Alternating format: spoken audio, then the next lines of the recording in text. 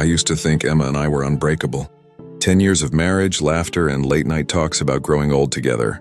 We lived in a quiet suburban neighborhood. White fences, familiar faces, the kind of place where you'd never expect betrayal to bloom. Lately, though, things felt off.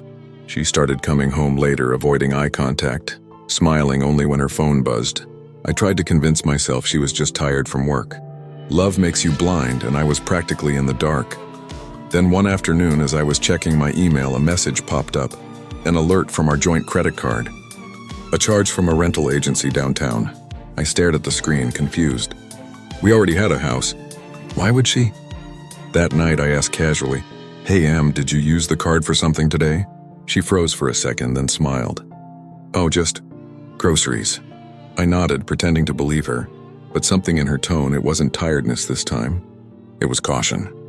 The next day, I drove to the address listed in the notification, a small apartment complex.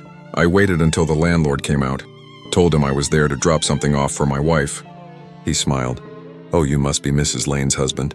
"Nice lady, Mrs. Lane." She even used her maiden name. I walked inside the apartment. Half-empty boxes. Some of her clothes. A spare toothbrush. It wasn't a love nest, it was an escape plan. A life she was building without me. My hands trembled, but not from anger, from clarity. I finally saw the truth she'd been hiding piece by piece, box by box. I didn't shout. I didn't call her. I just stood there, surrounded by the echoes of lies disguised as new beginnings. That night I stayed awake, staring at the ceiling beside her. She slept peacefully, maybe dreaming of her freedom.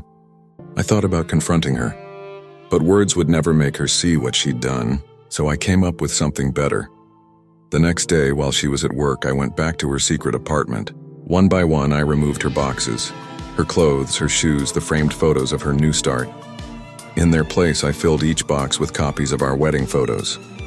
Smiling faces, promises made before family and friends, eyes full of love and trust. And in the last box, I placed a single note. "Here's everything you forgot to fake." When I locked the door behind me, I didn't cry. I didn't look back. I drove home, packed my own bag, and left a spare key on the kitchen counter. Hours later, my phone buzzed.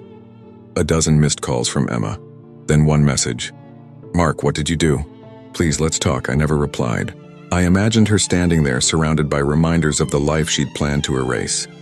Maybe she felt guilt. Maybe just panic.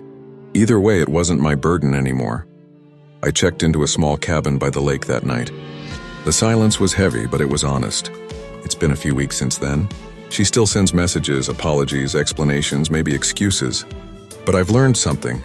Some people don't leave all at once. They leave in small steps, small lies, until one day they've already gone. She had her secret apartment to start over. And I had mine, a quiet space in my heart where peace finally moved in. In the end, she was planning for life after divorce.